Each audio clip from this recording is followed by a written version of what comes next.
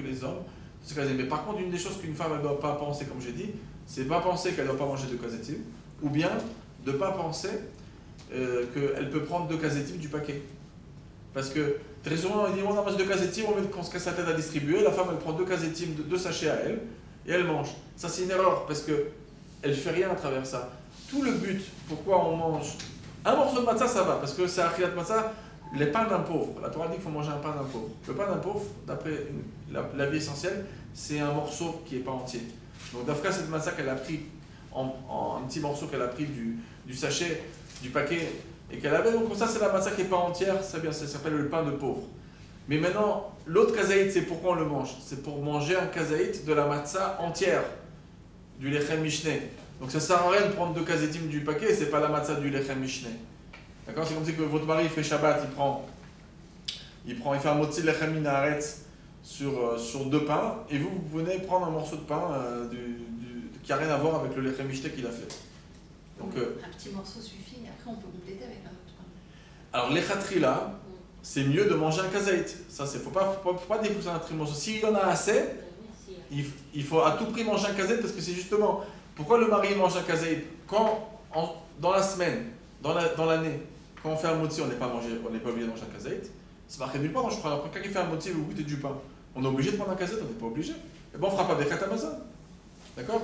Si par exemple on mange un demi-zaïd de pain et un demi-zaïd de viande, on n'a pas mangé un kazaït de viande pour faire bourrer nefashot, on n'a pas mangé un kazaït de pain. On a mangé un demi-kazaït de pain et un demi-kazaït de viande. Qu'est-ce qu'on fait comme bracha achona? Bourrer nefashot. Parce que le kazaït de pain s'additionne à la viande pour faire bourrer nefashot. On fait toujours la bracha la plus facile des deux. D'accord? On n'est pas obligé de faire bracha achona. Si on n'a pas mangé le shiur, il n'y a pas marqué quelque part qu'on est obligé de manger un shiur pour faire bracha achona. Si on a fait, on prend un thé très chaud, on a réussi à le boire en 6 minutes, on fait bracha achona. On n'a pas réussi à boire un revit en 6 minutes, on ne fait pas bracha achona. C'est tout. C'est comme ça. Il n'y a pas d'obligation de se forcer à faire à faire ça. Maintenant, hein? Oui. Le Morazakan il tranche que pour faire bracha achona sur le, il faut manger faut boire en 6 minutes. Et si on prend la majorité du verre, un verre à thé, la majorité. Oui, mais si vous avez attendu qu'il s'est refroidi, et à ce moment-là vous buvez, parce qu'il faut boire un révit en l'espace de 6 minutes. Si vous n'avez pas fait ça en l'espace de 6 minutes, il ne s'est pas additionné. Non, mais la majorité, c'est un révit, c'est-à-dire le verre il est comme ça, on a bu ça et après. Oui, il faut faire. Moi, je ne vous dis pas combien ça révit. Dans un verre comme ça, et vous aurez bu ça, ça suffit. Mais il faut les boire en 6 minutes, ça. C'est pas évident quand c'est chaud. Des fois, vous prenez votre temps entre chaque gorgée. D'accord? Ok, donc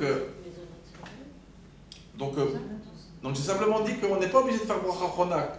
Par contre, là, on est obligé de prendre un kazaït d'en haut. Pourquoi? Parce que peut-être les Ramim nous ont voulu que le kazaït de la mitzvah de ce soir, ça soit sur la kazaït de la matzah du lechem mishneh qui est entière. Donc les femmes aussi, elles ne vont pas goûter simplement un petit morceau, elles vont goûter un kazaït. Donc quand il n'y a pas assez, parce qu'il y a trop de monde et qu'il n'y a même pas assez pour un... Mais en général, il y a assez parce qu'il y a toujours un garçon en plus ou 2 garçons. Et combien il faut? 10 grammes. Alors il y a assez. Avec 2 hommes, on peut déjà distribuer à 5-6 personnes. Mais un garçon qui serait pas vers un mitzvah, ça compte quand même comme... Alors, ce qu'il voudrait faire, alors, ça c'est intéressant, c'est la chose suivante, poser une bonne question, parce que pour que ce soit un lechem mishneh, la femme quand elle reçoit elle a maintenant ses 2 kazetim à manger, elle a un kazet de la matzah d'en haut, un kazet de la matzah d'en bas, ou bien de son sachet. Est-ce qu'elle fait la bracha ou elle a répondu simplement amen à son mari? Parce que le mari il a fait 2 brachot, il a fait amotzi lechem minaretz, il a fait l'achilat matzah. Comment la femme elle fait? Alors chez Chabad, la femme elle fait la bracha. Donc elle va faire la bracha à motzi lechem minaretz et à l'achilat matzah quand elle va manger son kazaït. Donc quand elle fait ça, alors si par exemple elle peut prendre la matzah s'il n'y en a pas assez, alors et qu'il y a un mari marié, enfin un mari et des enfants qui ne sont pas bar mitzvah mais qui ont aussi un plateau parce qu'ils ont voulu leur plateau, ben la femme ce qu'elle peut faire, c'est au moment où elle fait un motzi lechem minaretz, elle fait comme son mari. Elle a qu'à faire un motzi lechem, elle attrape les 3 matzot. Et après, quand elle fait à la khiyat matzah, elle attrape les 2. Et donc, elle peut se servir de là-bas, du plateau de son fils. Son fils, il en aura assez. Il aura un kazaït d'en haut et d'en bas. Et elle aura aussi une possibilité de prendre, etc. Voilà. Mais très souvent, voilà, il y a des solutions pour se distribuer. Mais de prendre stab de kazaït de la boîte, ça, on n'a rien fait. Et les khatrila, oui, c'est bien de prendre un kazait de la matzah du mari ou de quelqu'un d'autre qui est à table, de la matzah du milieu, et si on n'a pas assez, pour la matzah du milieu, ça peut arriver plus souvent parce qu'on a la petite partie qui est restée, alors on peut prendre du sachet pour la matzah du milieu. De toute façon, c'est pas les chemishné, la matzah du milieu. Et la matzah entière, celle-là, on la prend d'un des hommes qui est sur place. Donc ça, c'est comment on opère pour le kazaït de la matzah, les premiers. Après, qu'est-ce qui va se passer? Il y a le korer. Le korer, le maror. Le maror, on doit manger un kazaït. Là, c'est un kazaït rabbinique. Donc un kazaït rabbinique, c'est pas énorme, ça va être environ 16-17 grammes. Il y en a qui disent 20 grammes. Mais chez Chabad, très souvent, il y a beaucoup qui veulent imiter le rabbi. Le rabbi, il prenait beaucoup de maror. Donc il prenait 2 feuilles grandes de salade, et si c'est des petites feuilles de salade, il en prenait 3. Ou c'est des grandes feuilles, il en prenait 2, c'est immense, 2 grandes feuilles de salade. Ensuite, il prenait du réfort dans une quantité de la grandeur d'un œuf. Il formait la grandeur d'un œuf de Chaim. Mais c'est râpé, hein? Oui, râpé, bien sûr. Bien sûr. Et il faut à tout prix le râper avant la fête. On n'a pas le droit de râper du réfort pendant le Yom Tov, c'est interdit. D'accord? On ne peut pas utiliser un râpeur pour le réfort. On peut utiliser pour les carottes. D'accord? Toute chose qu'on peut faire des petites quantités, qu'on fait en général des petites quantités quand on râpe des carottes, c'est pour le repas de ce soir. Quand on râpe du réfort, c'est des fois des grandes quantités. Donc, on peut râper avec le... Oui, Yom Tov. Yom Tov, oui. Yom Tov. Par contre, Yom Tov, on n'a pas le droit de râper du réfort. Pourquoi? Parce que le réfort, ça se fait en grande quantité, pas que pour le besoin d'une journée, donc on a interdit. Donc on râpe avant. Maintenant, le rabbi prenait beaucoup, donc il prenait comme à la grandeur d'un œuf, il le mettait dans les feuilles de salade, il le recouvrait complètement, et ensuite, il prenait de la charosette, il la mettait à tremper dans son verre, dans la coupe du verre de vin, qui avait un peu de vin versé là-bas, il la trempait, et ensuite il prenait le maror comme il était, il le trempait dans la charosette, et ensuite on la nettoie. C'est marqué dans le Shulchan Aruch, et c'est pas que Chabad. Tout le monde dans le Shulchan, c'est marqué qu'on ne doit pas, pour le maror, pour se rendre quitte du maror, la charosette, elle pourrait abîmer le goût du maror, parce que ça va lui donner ça va l'adoucir. Donc qu'est-ce qu'il faut faire? Il faut la tremper et tout de suite nettoyer. Et ça, c'est chez tout le monde, ça doit être, c'est marqué en Shulchan qu'on est ménaer le maror. Et donc, c'est pas le moment. Quelqu'un qui veut manger et veut profiter de la charosette, c'est pas le bon moment. C'est simplement on trempe et on retire. Voilà. Le rabbi va chez retirer, voilà, où il était ménaire. Comme ça, bon, l'essentiel c'est qu'on retire. Et ensuite, donc, on mange, même les hommes ils mangent pas à couder cette fois-ci le maror. Donc là, il y en a beaucoup. Mais sinon, si c'est difficile, il faut peser avant la fête, vous pesez environ 20 grammes. Ça s'additionne, on peut prendre, parce que de chez Chabad, on mange et un peu de réfort et un peu de chassa. Donc ça s'additionne ensemble. Donc qu'est-ce qu'on peut faire? On les prend et on les pèse ensemble, et environ, si vous avez 20 grammes, vous avez largement donc, votre kazaït ici, parce que bon, le poids de chaque chose il est différent, c'est pour ça que ça fait ici 20 grammes, la matin ça faisait 15, et là c'est 20 grammes. Et aussi, donc ce qu'on doit faire, le Marocain il dit, c'est un peu compliqué, il dit de la broyer entièrement dans la bouche, et ensuite de l'avaler en un coup. Mais si c'est difficile, l'essentiel c'est qu'on la mange en 6 minutes, même à 9 minutes ça peut passer, parce que c'est un chiour rabbinique. Dans un chiour rabbinique, on peut même aller jusqu'à 9 minutes. Mais l'idéal, c'est de la manger, si vous voulez même la manger en 3 minutes, 4 minutes, c'est très très bien, mais ça peut aller jusqu'à même 9 minutes bédiabat. D'accord? Parce que c'est un chiour rabbinique. Ça c'est pour manger donc ce chiour-là de maror. Pour le maror, ensuite après on va reprendre du maror, c'est qu'on va le mettre dans le sandwich. On va prendre un kazaït de matzah, donc le kazaït de korer c'est 10 grammes, donc c'est un 6e de matzah. On va mettre du maror, bien sûr, qui est sec. D'accord? On va prendre du maror, on va prendre du réfort, enfin de la chassa, du réfort. Et cette fois-ci, le rabbi faisait, au mieux de prendre la chassa et le réfort qu'il a trempé, tout à l'heure, je vous ai dit qu'on prend de la charosette, on la met dans la coupe de vin, on mettait un peu de vin là-bas, où il y a du vin qui est déjà versé de manière naturelle, et on trempait dans la charosette, etc. Bon, le rabbi faisait comme ça maintenant. Si on veut mettre un peu de vin dans une charosette et que les gens ils trempent, les femmes et tout le monde, ça c'est possible. Je vous dis comme le rabbi faisait. Maintenant, il trempait, ça c'était pour le maror. Mais pour le korer, le rabbi ne trempait pas. le maror dans la charoset, il faisait le contraire. Il prenait de la charoset, il la mettait sur le maror. Là-bas, on trempe le maror dans la charoset, là, on prend de la charoset dans le maror.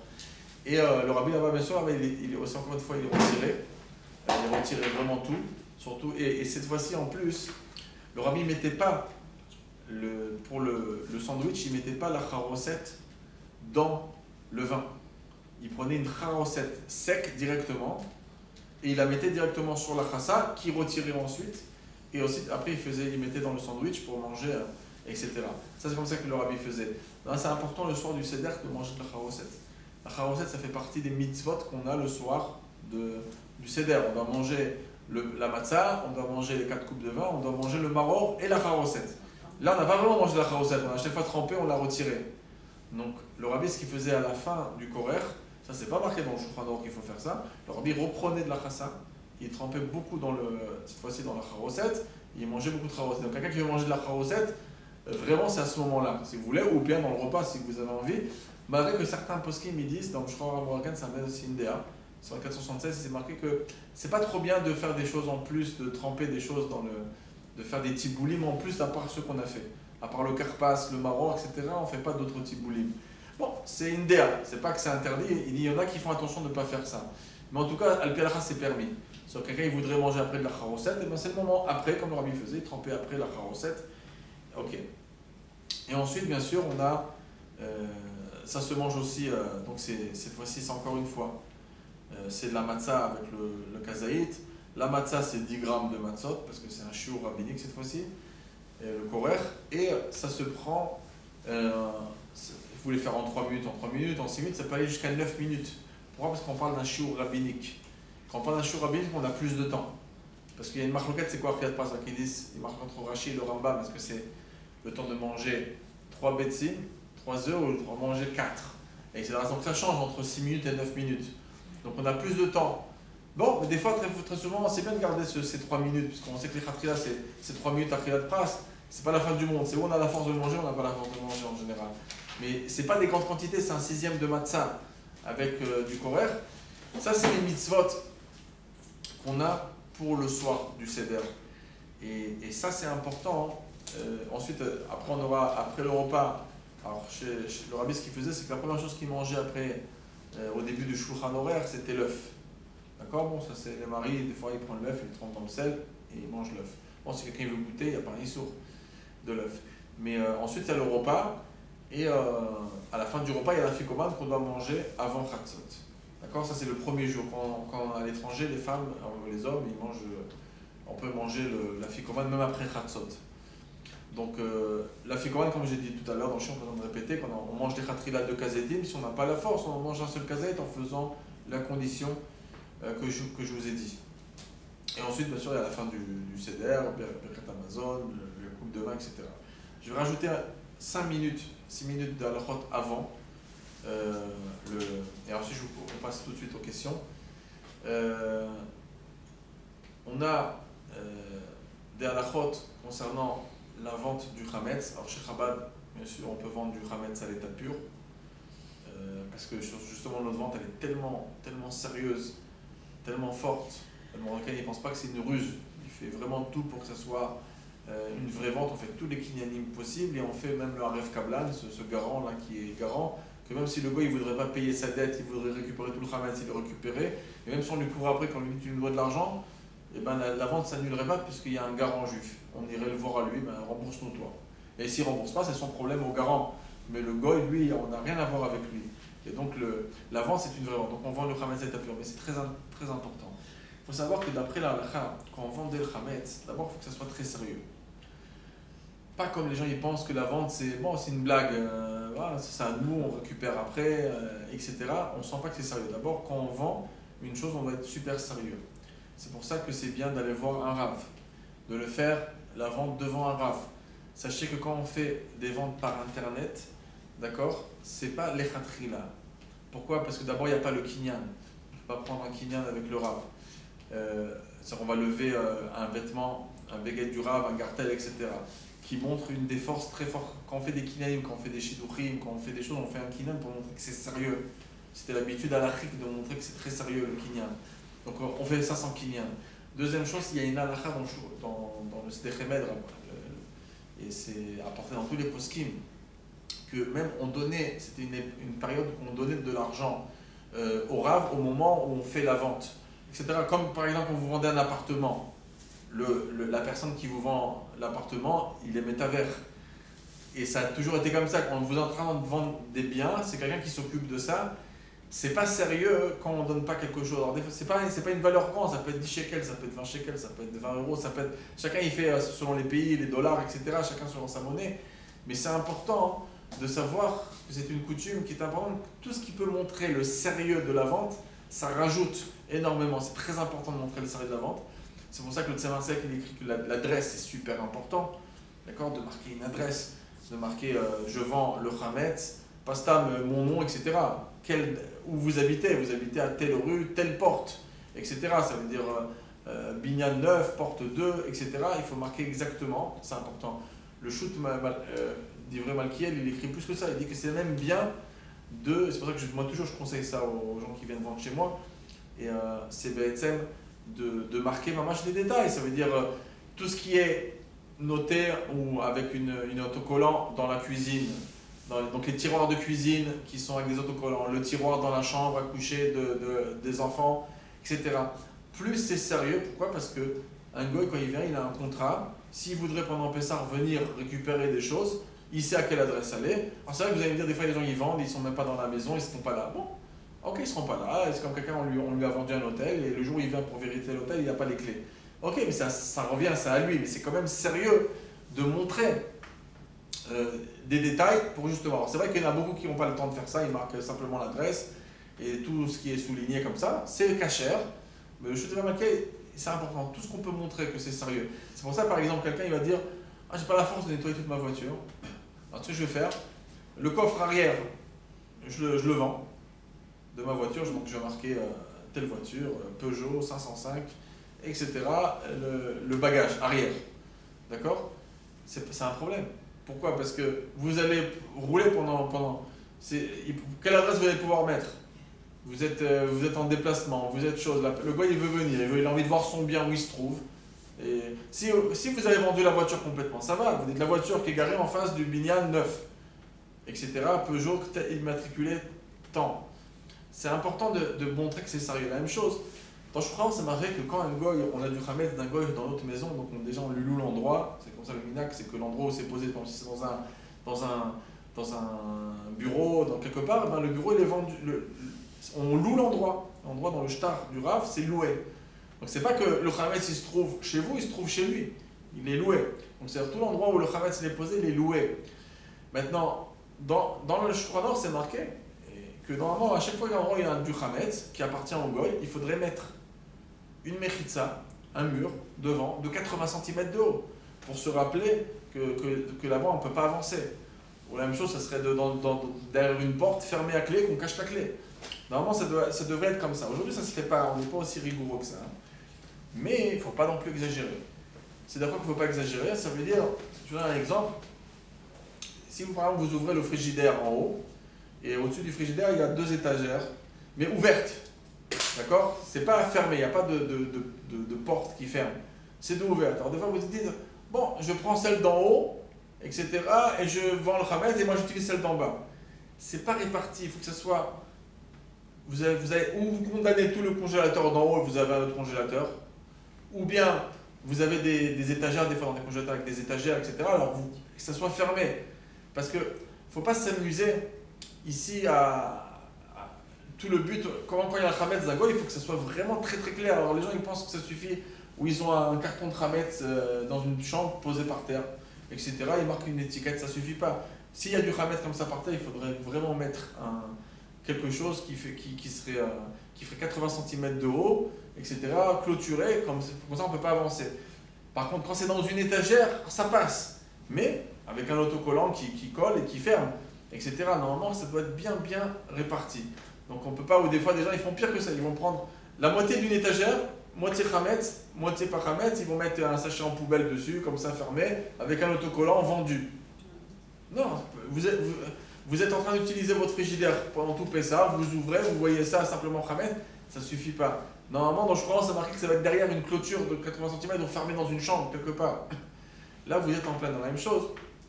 Une des questions qu'on demande souvent, c'est que, est-ce que quand on a vendu un endroit qui est Hametz, est-ce qu'on peut rentrer dans cet endroit? Quelqu'un, il n'a pas eu la force de faire son bureau, il a vendu tout le bureau. Ou il n'a pas eu le temps de faire la cave, il sait très bien qu'il est descendu dans l'année une fois manger des bislis, comme ça les enfants ils sont tournés avec des sandwichs. Donc il n'a pas eu le temps, il a vendu la cave. Des fois, des gens, ils en vendent des appartements. Ils vendent des appartements.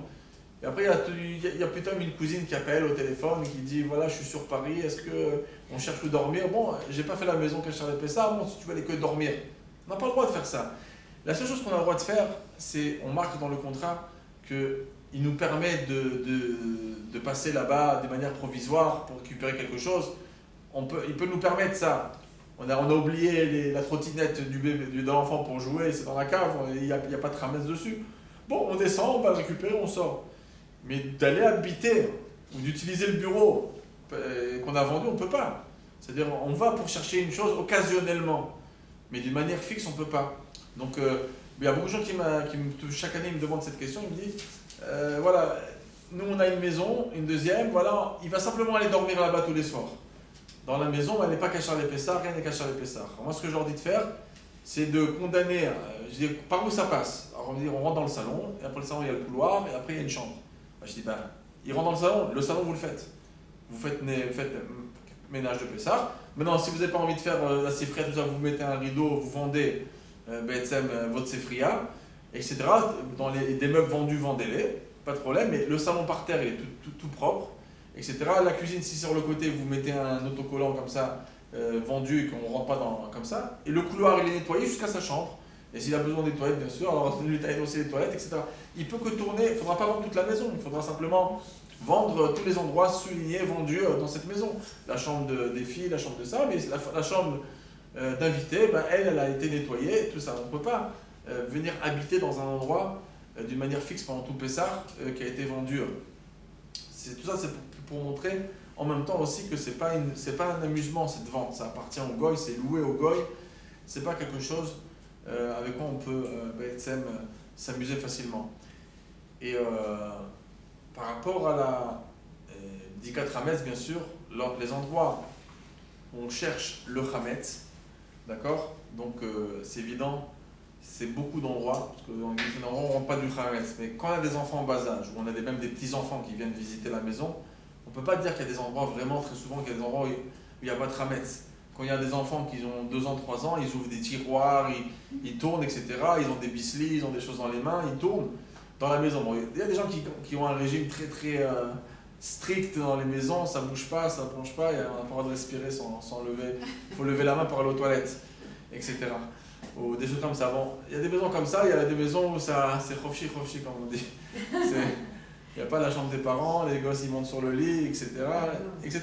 Non, il y a des maisons qui sont plus ouvertes, des maisons qui sont plus hermétiques, etc. Donc des maisons qui sont concrètement où tout, on fait attention, et même quand il y a des enfants qui viennent jouer, ils ont le droit de jouer dans cette chambre et pas dans toute la maison, etc. Bon, c'est autre chose, mais dans la majorité des maisons juives, bon, au prochain, même des fois des gens qui sont grands-pères comme ça, on dit nous on ne mange pas dans les chambres, tout ça, mais vos enfants ils viennent tous les Shabbats, et Shabbat, et ça tourne, etc. Donc, il y a beaucoup d'endroits, tous les endroits qui sont accessibles aux enfants, les tiroirs, même d'affaires, etc., qui sont à la hauteur des enfants qui tournent. Il y a du Hametz, il peut y avoir du Hametz, etc. dedans. Beaucoup de gens trouvent du Hametz dans les pantalons, dans les choses comme ça. Ils disent, jamais j'ai mangé de biscuits, tout ça, mais c'est votre petit-fils qui vous a mangé des biscuits quand il était sur vos genoux, etc. Donc, c'est des choses qui arrivent, il faut faire attention. Plus dans les endroits des jouets des enfants, c'est rempli de Hametz, etc. Donc, de bien penser à tout ça. La séfria aussi, c'est des endroits, si le mari, Baïnara, il étudie beaucoup, alors, et qu'il ne fait pas trop attention dans l'année, donc il peut avoir du Hametz de partout. Donc tous les livres qu'il sait qu'il n'a pas ouvert du tout, donc à part faire des fois nettoyer un peu la poussière une fois par an, des Sfarim, mais il n'y a pas besoin de faire page par page, si c'est un séfer qu'on n'a pas ouvert pendant toute l'année. Quelqu'un n'a pas étudié la Gemara Zevachim, il n'y a pas de raison spécialement de faire page par page. Par contre, des Sfarim très utilisés, on les ouvre, et des Sfarim vraiment qui sont comme des Birkat Amazon, ou des Sfarim où vraiment le parcours de la Yeshiva est étudié tout le temps. Alors ça va être très dur de faire page par page, vaut mieux vendre le livre, etc.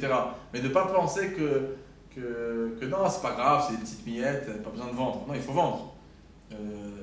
Il y a des rabbanim, Sfarad, qui pensent qu'il n'y a pas besoin de vendre les livres. Ils disent, dit 4 Hametz, c'est chercher des morceaux de kazaït, mais pas chercher des petites poussières. Il y a beaucoup de rabbanim qui pensent comme ça, Sfarad, mais nous on ne tient pas comme ça. Nous, le Mankaï, dans 442, il dit qu'on doit chercher du Hametz, où c'est qu'il y en a, et même un petit morceau, etc., les khatrila, on va le chercher.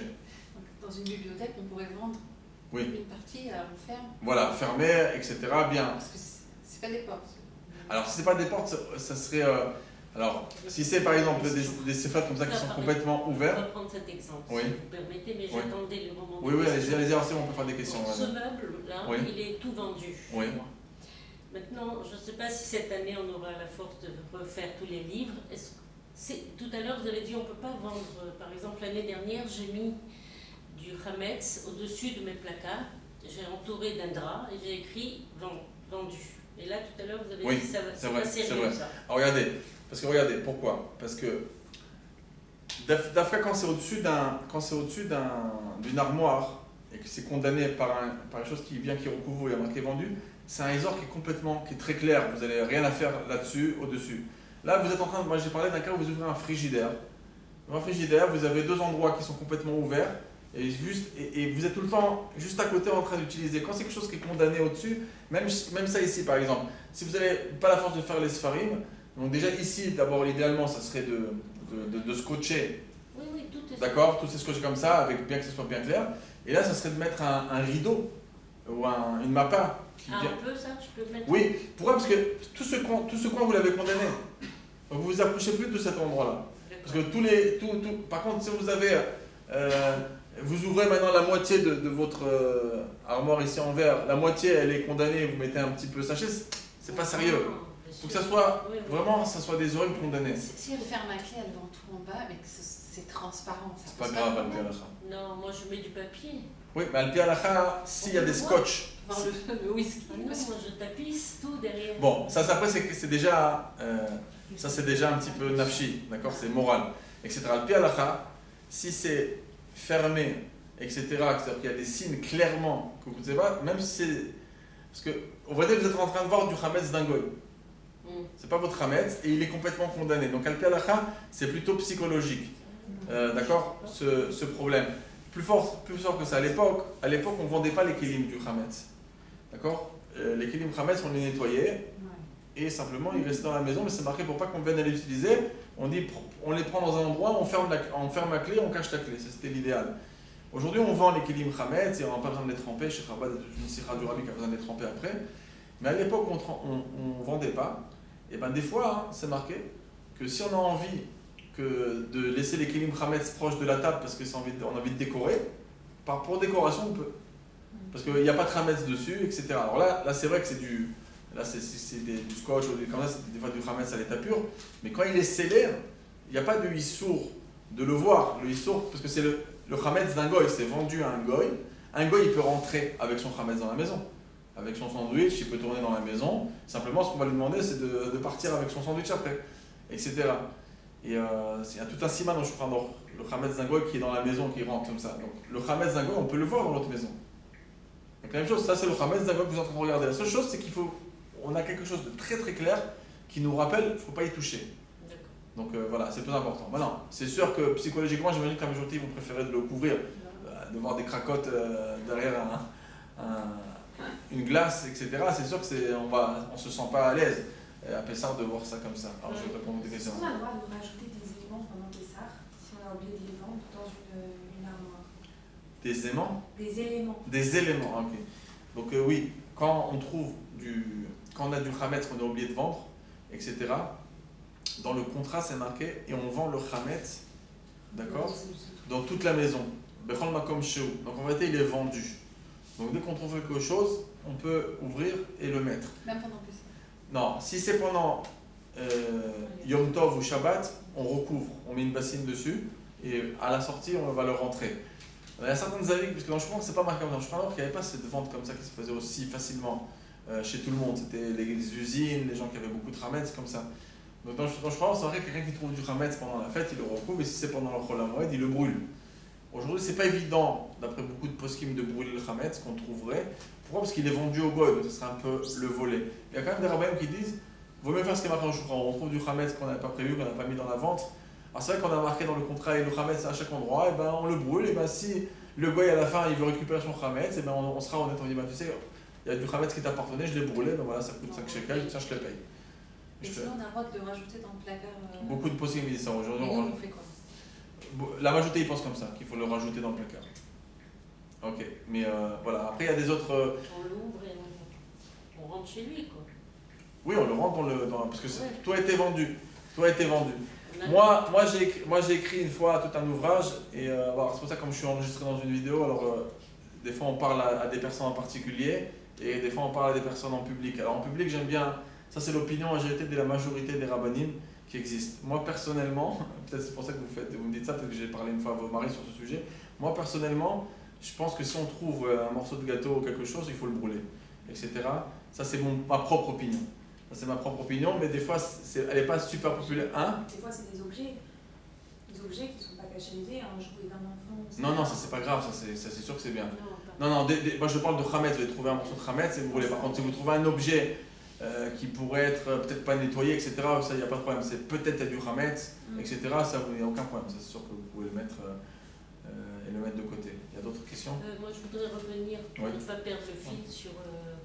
Voilà, là-bas, j'ai aussi des livres. Ouais. Et est-ce que je peux vendre une partie et pas le reste? Ok, donc par exemple, vous allez prendre une moitié d'étagère, c'est sûr que non. D'accord? Non, par exemple, toute une étagère. Voilà. Alors, moi, ce que je pense, c'est que si ce serait un endroit où c'est du Hametz Gamour, vous savez très bien que c'est du Hametz, etc. Là, c'est que vous n'avez pas eu la force de vérifier. Des livres qui sont utilisés Shabbat sur Shulchan Shabbat. Alors, moi, j'aime pas ça. J'aime pas, c'est vrai que ça revient un petit peu. Mais à partir du moment où vous n'avez pas condamné votre. Si encore c'était une partie qui serait complètement différente, d'accord? Ça veut dire que vous avez des tiroirs fermés, etc.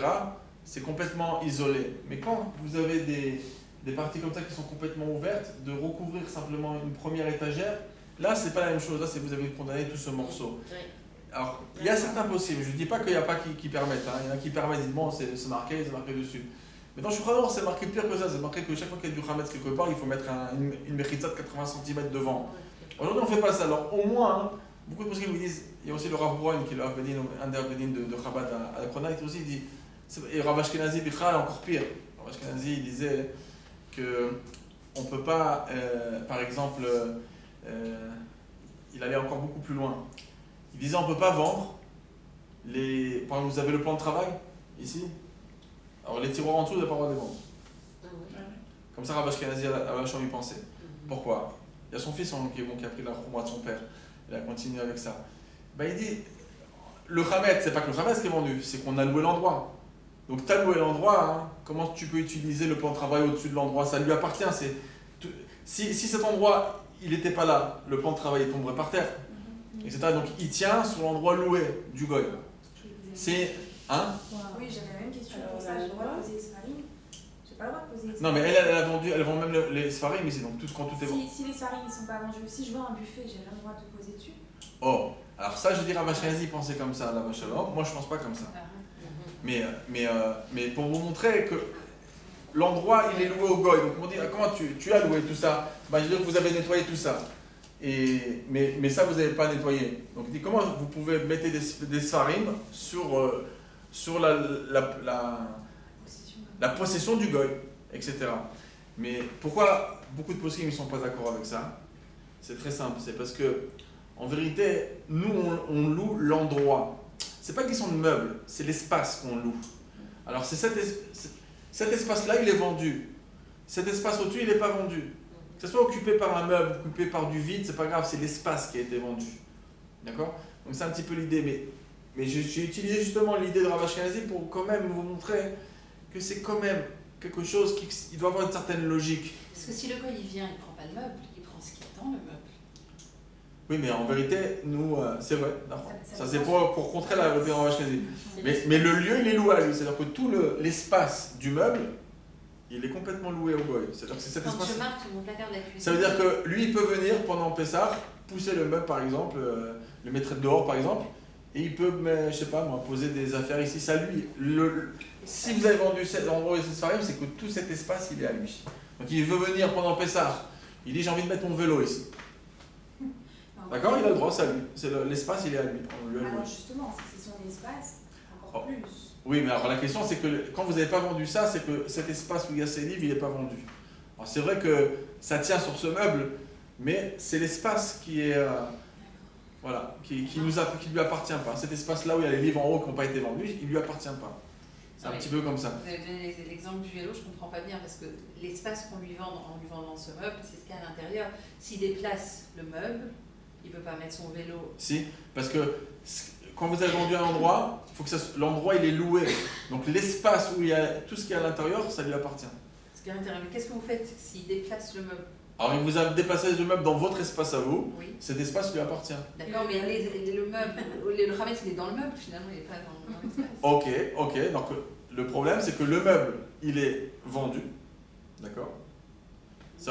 Pardon, l'espace du meuble, il est vendu. Le Hametz, bien sûr, et les choses, ils sont vendus. Et quand il a déplacé ça, alors c'est vrai que l'espace ça lui appartient, il pourra mettre son vélo, mais que l'endroit aussi sera encore vendu au goy, mais il est dans votre espace cette fois-ci. Quand il a bougé, c'est pour ça que j'ai dit au début du shiur, au début de la vente, sur la vente de Hametz, j'ai dit qu'on ne peut pas prendre une voiture, etc. Parce que une voiture, quand on loue quelque chose, c'est qu'il faut savoir qu'il y a quelque chose qui est fixe. Et on ne peut pas s'amuser à prendre un carton de Hametz d'un goy, d'accord, vous l'avez mis avec vendu comme ça, et après vous le poussez, droite, à gauche. Oui, mais s'il pousse, il a gagné deux espaces, monsieur. Non, il vous a emprunté votre espace. Ah, il a le droit de m'emprunter? Non. Alors il faut lui dire, ben voilà, j'ai donné l'exemple. J'ai dit qu'ils prennent le meuble et qu'ils le mettent dehors. Voilà, il va falloir discuter. Hein. Voilà, dehors, mais il pourra mettre son vélo ici, parce que l'endroit, c'est marqué dans le Shulchan, l'endroit est loué. À l'époque, on vendait et aujourd'hui, on loue. Très souvent, c'est ce qui se passe dans les marchés des contrats, c'est loué. Donc, la vente. J'ai une autre question. Oui. J'ai entendu une fois que c'était pas bien de vendre des Sfarim. Est-ce que c'est fondé ou... Mais il n'y a pas de problème de vendre des Sfarim. C'est vrai qu'il y en a qui pensent c'est pas kadosh, c'est pas bien, etc. Par contre, une chose qu'on ne vend pas, c'était des choses qui appartenaient au rabbi. D'accord, ça, il y a toute une sikha du rabbi que quand on avait des fois des gâteaux du rabbi, ben, on n'avait pas le choix. Normalement, on les mangeait. Aujourd'hui, ça se fait plus parce qu'on a des fois on a les cartes du rabbi, etc. Comment il peut en avoir? C'est qu'on a gardé, on l'a vendu. Oui. Mais le rabbi lui-même, il disait qu'une chose d'un tzaddik, qu'on ne vend pas à un goy, etc. Et alors, comment faire? On a fini ça. Hein? C'est difficile, les cartes du rabbi, il faut rester toujours un petit peu pour remettre en place. Ok, alors, c'est ce que les gens ne veulent pas y sentir. C'est pas que c'est assaut. C'est pas assaut, mais le rabbi, à l'époque, il disait de ne pas vendre ces choses-là. La même chose pour le vin. Ça se terminait. Bah, s'il n'est pas Hametz, tant mieux, mais s'il est Hametz. J'ai une autre question. Pour le cédar, j'ai toujours que l'œuf, c'est pas obligé de le manger. Non, l'œuf c'est mangé par le mari au début du Seder. Non, pas ça, c'est dans la chambre à coucher. Non. Le mari ou les enfants? Oui, enfin les gens qui prennent le plateau. Alors, en général, ce qui se passait, c'est que la personne qui a le plateau, il mange l'œuf au début du. Bon, non, j'ai dit que si quand même on veut le goûter, mais c'est pas une obligation. Donc dans la CPR, on doit enlever les livres, les mettre ailleurs, ce qu'on veut vendre. On ne peut pas faire ça. Si vous avez un meuble fermé, ça veut dire une étagère complètement fermée, etc., clôturée, oui. Sinon, je pense que c'est pas assez sérieux de prendre simplement une petite couverture, de marquer dessus. C'est pas une mechitza, c'est pas quelque chose de bien souligné, etc. Par contre, ce que vous pouvez faire, c'est de condamner beaucoup plus. Ça veut dire que. Oui. Là, je suis obligée. Ouais. Bon, mais en tout cas, si vous voulez reposer, il y a des rabbinim qui permettent. Mais moi, je suis pas très pensé. C'est très important de bien définir et ça fait bizarre quand c'est pas bien défini. C'est parce qu'on a mis un petit rideau, c'est pas une mechitza, c'est pas un meuble fermé, etc. C'est une petite couverture avec un siman dessus. Un endroit où il n'y a jamais, il y a probablement jamais eu de Hametz. Par exemple, tout à fait dans le. Il n'y a pas besoin de vérifier. À Pi Halacha, il n'y a pas besoin de nettoyer. À Pi Halacha. Par contre, toujours je dis. Le vendre parce que. Ah oui, non, pas besoin. Il n'y a pas besoin. Il y a des endroits où on ne rentre pas de Hametz parce qu'on n'a jamais grimpé au-dessus d'un endroit, et ben, pas besoin. Mais toujours, c'est très important dans les cuisines. Je dis toujours de bien nettoyer les murs de la cuisine entièrement à l'éponge. Pourquoi? Parce qu'il y a vraiment de la farine sur tous les murs de cuisine, comme on fait très souvent avec le mixeur, etc. Il y a de la farine qui s'envole. si on prendrait la police des enquêtes là, qui ferait scientifiques, ils vous trouveraient de la farine de partout dans la cuisine. Donc ça c'est important de bien nettoyer. À l'époque, les grands-mères, ce qu'ils faisaient, c'est qu'ils faisaient de la peinture dans les cuisines. C'est justement à cause de ça. Les gens pensaient que c'était simplement pour faire une belle maison pour Pessah. C'était clair dans leur tête qu'il fallait... Bon, il n'y avait pas grand-chose avec la cuisine et le salon et la chambre, c'était la même chose. Dans les endroits, à part les gens riches, les gens n'avaient pas des grandes maisons. Et donc c'était normal qu'ils faisaient attention à ça. Du haut jusqu'en bas, tout le mur. Oui, tout le mur. Il faut frotter avant. Oui, c'est... Sur un balai, c'est partout. Il y en a même qui vont plus loin, qui disent le toit, mais ça va, c'est Le plafond. le plafond. Ah, le Le plafond. plafond, Oui, il y en a qui font, mais c'est pas obligé parce que c'est vrai que la farine, elle va sur les murs. Elle va sur les murs, c'est bon, ça peut arriver jusqu'en haut, mais c'est... Est-ce qu'avant Pessah, quand on jette la poubelle ou etc., comme vous dites au dernier moment, est-ce que l'endroit de la poubelle nous appartient ou c'est plus à nous? Ok, c'est bien, c'est une bonne question. Alors, à l'étranger, c'est beaucoup plus facile que chez nous. À l'étranger, c'est bien parce que les poubelles, ils appartiennent d'abord à la Yéria, qui est complètement non-juif. D'accord, à l'étranger. Donc il suffit qu'on a sorti la poubelle, comme on disait aux États-Unis, c'est super, ils prennent les poubelles, ils les mettent devant la rue, c'est dans la rue, c'est terminé. Donc eux, ils peuvent en dernière minute prendre leurs choses, prendre le sachet de l'aspirateur, qui a du khamet, etc., et ils mettent ça là-bas. Et la même chose si c'est dans une poubelle dehors, en bas, qui appartient à la mairie, ou à la commune, enfin, etc. Donc ça c'est bien. En Israël, c'est un peu plus complexe. Parce que c'est pas qu'on a mis les poubelles quelque part et on est tranquille. On a mis le Hametz chez des juifs, etc. Alors aujourd'hui, bon, il y a beaucoup de mairies aujourd'hui qui vendent le Hametz, ils vendent aussi le Hametz des poubelles. Il y en a aussi qui font qu'il y a des compagnies aujourd'hui qui appartiennent à des Arabes en Israël, des compagnies, etc., de poubelles, etc. Et donc il y a des combines comme ça. Des fois, idéalement, ça je conseille toujours pour ne pas rentrer dans les problèmes, c'est que toutes les yériotes, ce qu'ils font, ils envoient, ils prennent les poubelles. Alors ils vont passer une fois le matin très tôt, et des fois ils vont passer la veille. C'est que tout le chametz, etc., voir la veille, un jour avant, vous prenez tout, vous vous débarrassez, comme ça vous êtes sûr qu'ils ont récupéré tout, ils vont les prendre, ils vont les brûler, ils vont s'en occuper en tout cas. Il y a le temps à la mairie de s'organiser, de prendre les choses. Donc faites ça à l'avance. De toutes les manières, les gens ils commencent des fois à cuisiner dans Pessah un jour avant, 2 jours avant, etc. Donc qu'est-ce qu'il nous reste comme chametz à la maison? Toujours quand il y a du chametz, on essaye de le manger dehors, etc. Et là, ça va être quoi, lundi soir, c'est ça? Oui. Ok, donc déjà le Shabbat, les gens, je pense qu'ils vont cuisiner très souvent au Kachar les Pessah. Ils vont déjà préparer la cuisine en avance. Et la seule chose qu'on fait des fois le Shabbat, c'est de prendre des pitotes, etc. Prendre le bidou pour se rendre quitte. Et ensuite, on mange des fois Kachar les Pessah, tellement qu'on n'a pas bon, sinon on mange et ensuite on reprend toute la poule, on balaye, etc. Mais des gens, ils ont très peur de rentrer du Khamet. Donc il n'y a pas vraiment de Khamet. Donc c'est bien de tout jeter, etc. La maison elle sera en général propre même bien avant. Après, quand vous repassez l'aspirateur, il n'y a pas de Khamet. La chose que vous ramassez, c'est les bambas, Kachar les Pessah, que les enfants ils ont mangé 2 jours avant, etc. Il n'y a plus de Khamet dans la maison. Donc c'est bien de s'en débarrasser à l'avance, etc. Et tout le Hametz que vous n'avez pas débarrassé, vous le mettez avec les 10 morceaux de Hametz que vous avez bien un truc, et quand le mari va pour brûler le Hametz, eh ben, il prend tout avec. Les voisins qui mangent dans le lobby, là, ils mangent là. Ouais, ça c'est une grande question et ça c'est un gros problème en Israël parce qu'on est tous associés en vérité sur le lobby. D'accord? On est tous associés, donc ça veut dire qu'on est tous responsables que le bilan y soit propre. Donc il faut parler à la personne qui s'occupe dans chaque immeuble, il y a un responsable du VAD, que ça soit super sérieux, qu'ils viennent, etc. Qui c'est qui va venir avant et faire le nettoyage? Donc toujours nous on parle dans l'immeuble, on met des ptakim de partout, voilà, à partir d'aujourd'hui, un jour avant Pessah, que personne rentre du Hametz, etc. On fait tout le nettoyage, etc. Et après, même normalement, il faudrait même faire Bdikat Hametz dans ces endroits-là. Pourquoi? Parce que c'est de prendre quelqu'un qui fasse le travail. Alors, des fois c'est compliqué, alors c'est où?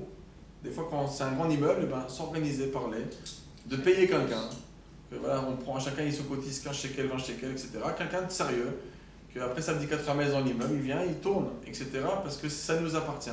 Maintenant, anarchiquement parlant, quand on est dans des étages comme ça, alors vous n'avez jamais tenté à monter au premier étage, bon, c'est pour voir une voisine. Donc en vérité, tout ce qui vous appartient à vous essentiellement, c'est la partie de votre étage et plus bas. Quand vous descendez des escaliers, c'est cette partie-là en vérité qui est notre partie à nous. Et quand vous habitez au 5e étage, le 6e ou le 7e, 8e, c'est pas important. La même chose, les escaliers, oui, parce que l'escalier vous descendez, l'ascenseur, oui. Donc il y en a qui regardent ça comme ça, qui disent moi je suis responsable des parties que j'utilise, etc.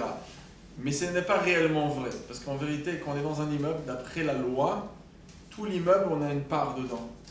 C'est d'après la loi, si on voudrait faire des changements, on doit tous signer. Si on veut mettre quelqu'un il voudrait faire quelque chose sur le toit de tout l'immeuble, il faudrait qu'il y ait la signature de tout le monde, etc. D'après la loi, on est tous liés dans l'immeuble. Donc on est un peu associés.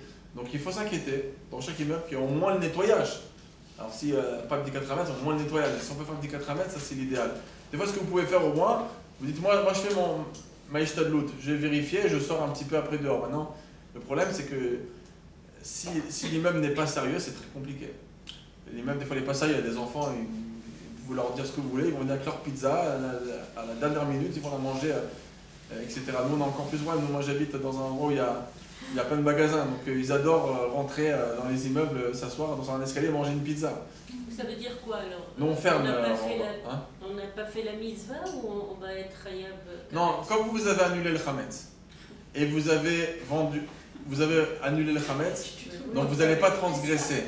Le seul problème ici, il n'y a aucune transgression quand vous vendez le Hametz. La seule chose qu'il y a, c'est qu'on a peur qu'on va venir à manger le Hametz. Il y en a qui disent, bon, le Hametz qu'il pourra avoir, c'est par terre, on ne va jamais vouloir le manger, etc. Mais les khatri-là, quand même bien qu'on nettoie le Hametz qui est notre par terre, on est tous associés. Donc l'idéal, c'est de faire ça. Et si un enfant qui a rentré ça, eh ben, c'est son problème, il a rentré. Nous, on a fait ce qu'on peut, on a annulé le Hametz. Si on voit du Hametz comme ça en face de nous, c'est notre possession, etc. Si vous voyez pendant quelqu'un marcher vous sortez de votre immeuble le matin et vous voyez un morceau de pizza posé en plein milieu de Pessah, etc. Alors, si c'est Yom Tov, vous le couvrez, etc. Mais si c'est pas exemple, il faut prendre un balai et sortir dehors au moins. Et est-ce que si l'immeuble appartient à chaque propriétaire, est-ce qu'on pourrait vendre dans le contrat de vente l'immeuble? Ouais, la cage d'escalier.